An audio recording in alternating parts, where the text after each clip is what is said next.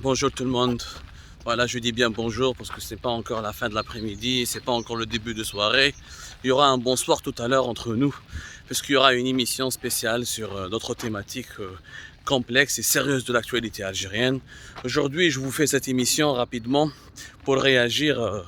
J'imagine, vous êtes pour réagir à ce qu'on vient de voir, l'extraordinaire déballage, l'inédit déballage auquel on vient d'assister sur la majorité des chaînes, sur toutes les chaînes de télévision algériennes, ont diffusé le témoignage vidéo de Mohamed Ben Hlima qui a été accordé à la DGSN, à la police algérienne, au lendemain de son arrivée, de son expulsion depuis l'Espagne. Mohamed Ben Hlima, donc cet opposant, ce cyberactiviste, cet ancien militaire, qui a fait un déballage inédit où les opposants algériens fait l'étranger, à la Rachid, à la MRDZ, à la Zetot.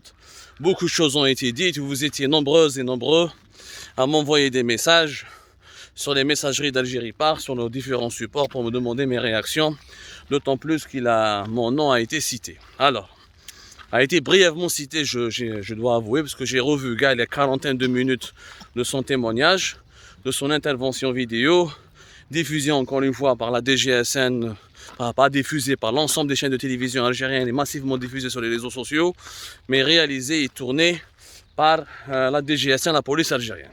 Excusez-moi, je l'ai vu dehors où j'étais en train de faire un peu de sport pour préserver ma bonne santé. Alors, ce que je voulais dire, Ben Hlima, il a parlé de moi. Je réagis concernant ma personne. En ce qui concerne ce qui a été dit ou ce qu'il a pu dire ou ce qu'il a voulu dire à travers son témoignage vidéo. Alors, d'abord le premier point. Le premier point pour lequel je dois vous fournir des explications, c'est ma relation avec Ben Hlima. Ben Hlima قال بلي عبد الصمار عيط لي ويدير معاه حصه تلفزيونيه une émission de télévision وبلي انا نعرف دي ديبوتي وقلت له ندبر لك كواغط ولا ندبر لك دي ديبوتي يعاونوك etc. Alors ce n'est pas forcément vrai, c'est malheureusement pas vrai à 100%. La vérité c'est quoi? C'est que moi j'ai invité Mohamed Ben Hlima à une émission de télévision en tant que journaliste. D'ailleurs son témoignage confirme, parce que ma photo a été mise en avant par le clip de la DGSN. Ça, je comprends pas pourquoi d'ailleurs, mais bon, ils ont le droit de mettre ma photo, il n'y a pas de souci. Ça confirme mon rôle de journaliste. Je suis journaliste, j'ai senti la nécessité d'expliquer à l'opinion publique les tenants et aboutissants dans l'affaire Mohamed Ben Hlima. Mohamed Ben Hlima avait été classé en garde à vue quelques jours auparavant, fin janvier 2022, par la police française. Ensuite, il a été assigné à résidence. Il était obligé de signer 3 fois par semaine au niveau d'un commissariat à Paris parisien. Donc c'est une mesure de placement sous surveillance judiciaire déguisée pratiquement. Il était même question de l'expulser depuis que les autorités françaises avaient voulu l'expulser. Et l'émission Algérie Part où nous avons obtenu l'avis d'expulsion dans les autorités espagnoles, où il a été clairement dit que l'Espagne, la France avait informé l'Espagne de l'arrestation de Mohamed Ben Hlima fin janvier 2022 et de sa demande d'asile qui a été déposée en France et du désir des autorités françaises de l'expulser, de le remettre à l'Espagne, de là où il est venu avant de s'installer à Paris en France. Tout cela, ça a été dit, donc on a Aïtlo pour faire une émission de télévision, parce que c'est mon devoir de journaliste. De faire parler tout le monde, y compris les opposants les plus extrémistes, ou là, y compris les partisans du régime les plus fous et les plus absurdes. Maintenant, en tant que journaliste, c'est d'inviter les gens, de faire des émissions de télévision, et de donner la parole à tout le monde, et de poser les questions. D'ailleurs, l'émission a dit qu'on lui a posé toutes les questions. L'émission a été diffusée sur le canal 22, c'est moi qui a supervisé l'émission. Elle a été diffusée sur YouTube et sur Facebook, là, massivement, et vous étiez nombreux et nombreux à l'avoir suivi. Où les questions n'ont pas été complaisantes,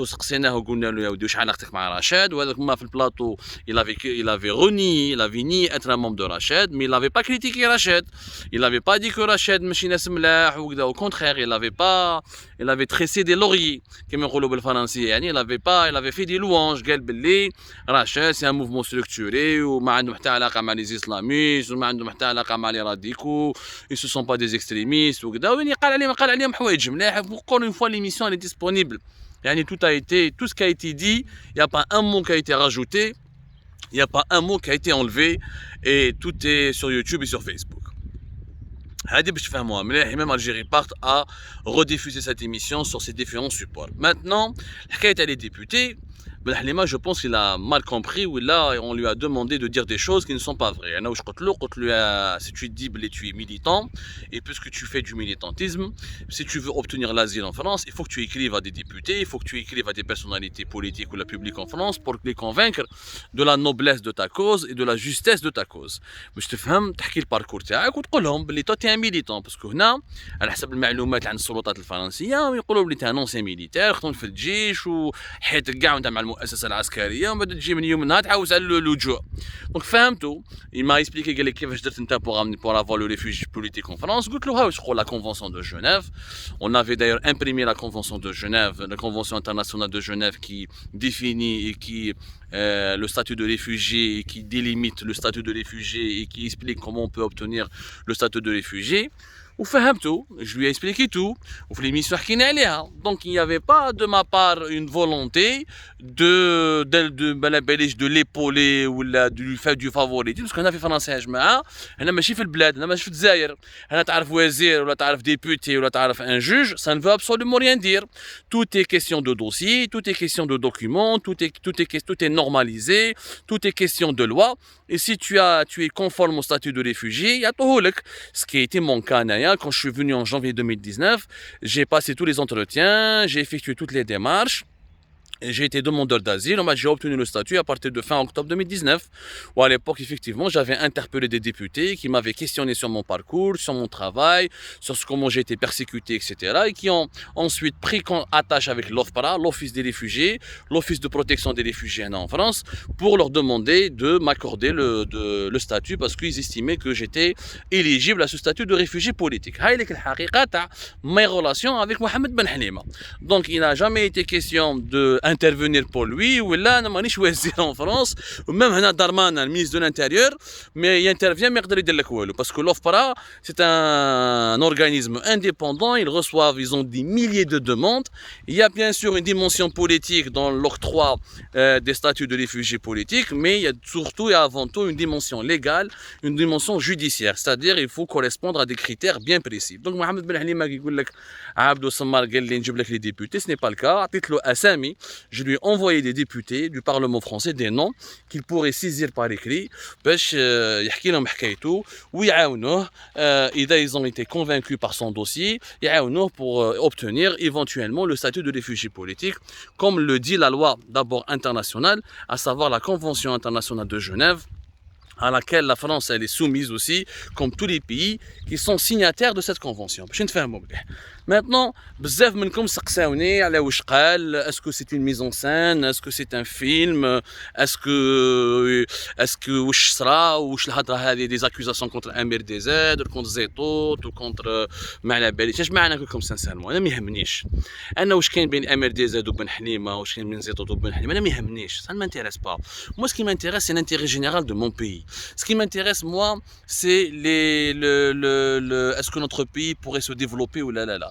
Ce qui m'intéresse moi, comment amener notre pays sur la voie du développement, comment l'amener sur la voie de la stabilité, comment faire une réconciliation générale entre les enfants dans notre pays pour s'occuper une fois pour toutes de sa progression, de son évolution socio-économique et la préservation des droits de l'homme et la création, comment bâtir un état de droit dans notre pays. أنا واش يهمني, أنا كي تجي تحكي لي أمير دي زيد ما تفهمش معايا ولا حكاها لي على كل حال في ليميسيون قبل ما نديرو ليميسيون, حكى لي شتكى لي من أمير دي زيد وشتكى لي من الآخرين. Mais il ne m'a jamais dit du mal de Zetot d'ailleurs, parce que je suis étonné par ses accusations et son retournement contre Zetot, parce que avant de tourner notre émission, il parlait de Zetot comme s'il était un prophète. Donc, comme je ne sais pas comment le prophète Zetot est devenu pour Ben Halima un salopard et un tricheur et un traître. Maintenant, Cain, les thèses qui circulent. Maintenant نجي نقول لكم باللي انا سيت اون ميزون سان وداروا له كيما دحدوه وعذبوه وخلعوه ومناساوه وداروا له. Moi j'ai pas la preuve. Je suis un journaliste à l'équipe. Mes chers compatriotes, je suis un journaliste. Je ne peux pas vous dire ce que je ne sais pas. Je ne peux pas vous dire plutôt ce que je n'ai pas pu prouver par des sources. Ou je le prouve par des sources, ou je le prouve par des documents. Je n'ai pas les éléments matériels qui prouvent quoi que ce soit. Mohamed Ben Halima a été torturé ou a été contraint de faire son témoignage sous la menace de la torture ou là je ne sais pas. Je n'ai pas cette preuve. Donc je ne peux pas vous le dire. Par contre, quand je vois les images, je n'ai pas vu un Ben Halima stressé, nerveux, inquiet, terrifié. J'ai vu un Mohamed Ben Halima confortable, à l'aise, sûr de ses propos, souriant.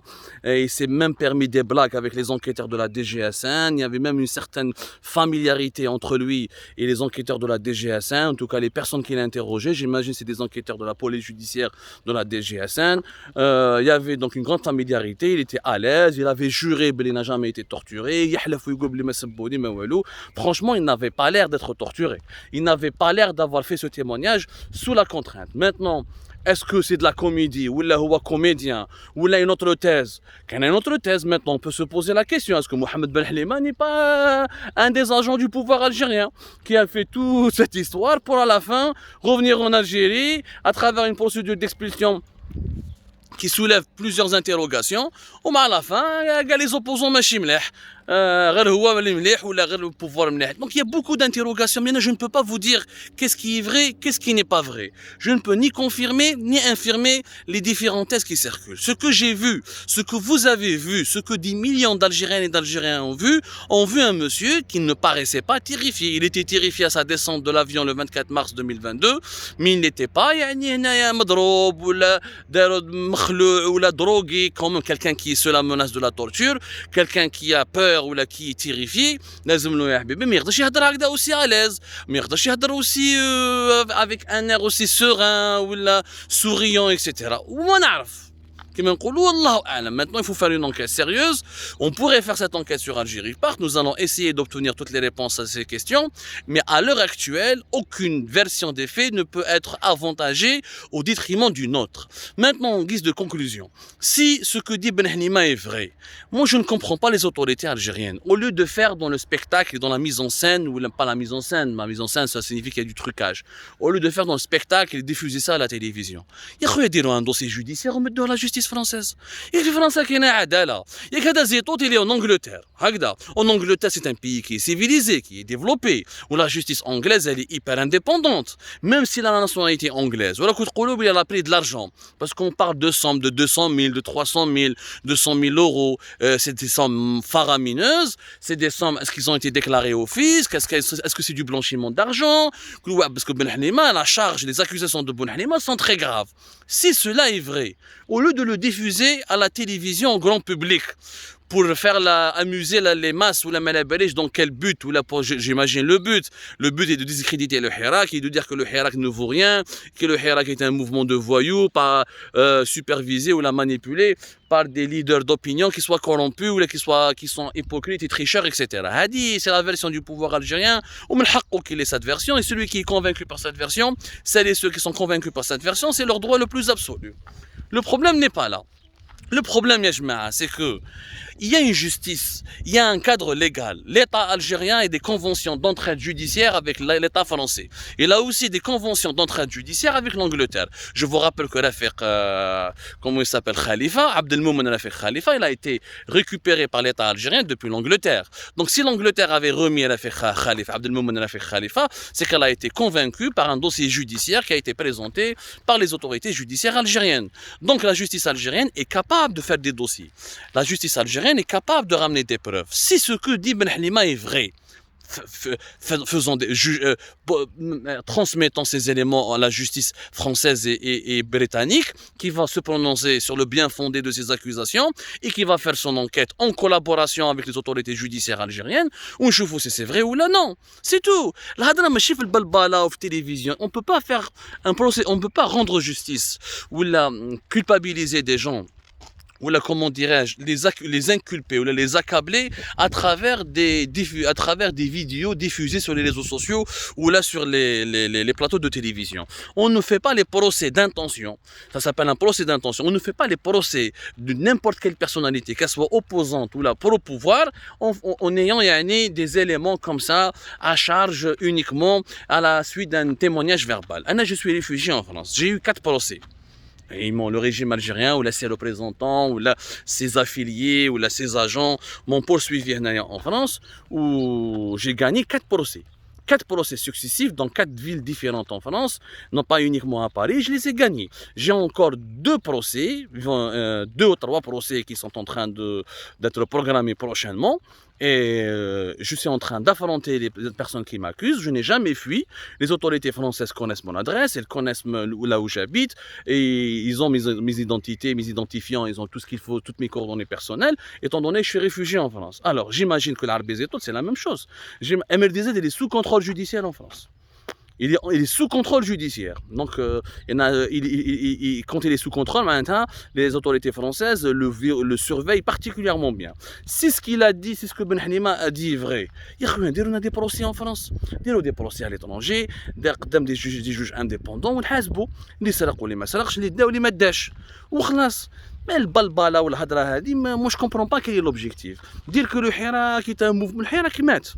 Hirak rah, خلاص, واش بقى Hirak? Il reste que l'esprit, il reste que les valeurs et les idées. Pourquoi diaboliser encore davantage le Hirak?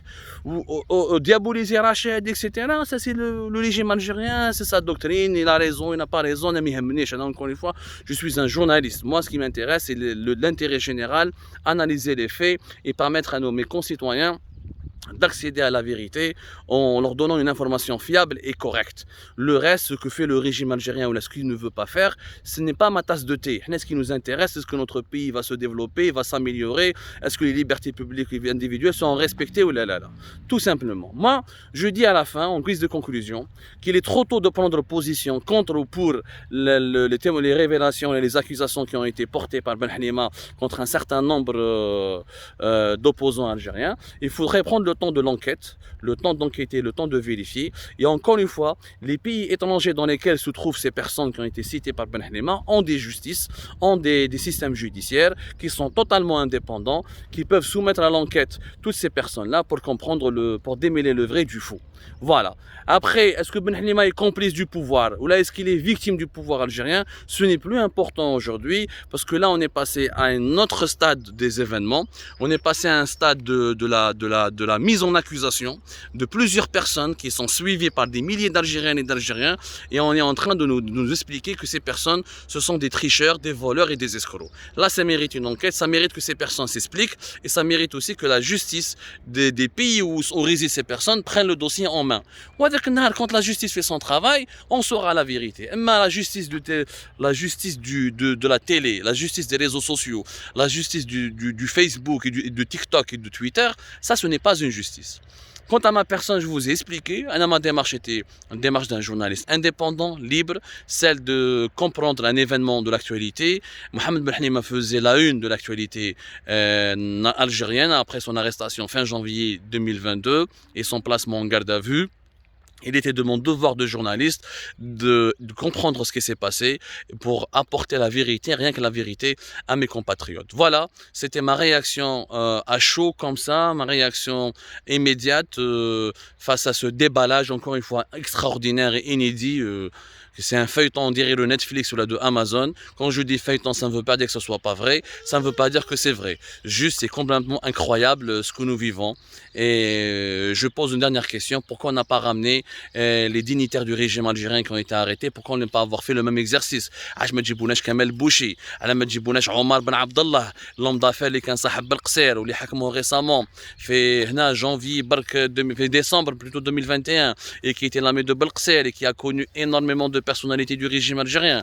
Pourquoi filmer uniquement les Hirakistes ou des éléments du MAC ou des éléments de Rachid alors que peut-être il y a d'autres vérités qu'on devrait savoir. Je parle de nous les Algériennes et les Algériens, il y a d'autres vérités qu'on pourrait écouter, qu'on pourrait savoir en interrogeant Kamel Boucher ou d'autres grosses têtes du régime algérien qui se retrouvent en ce moment depuis 2019 en prison.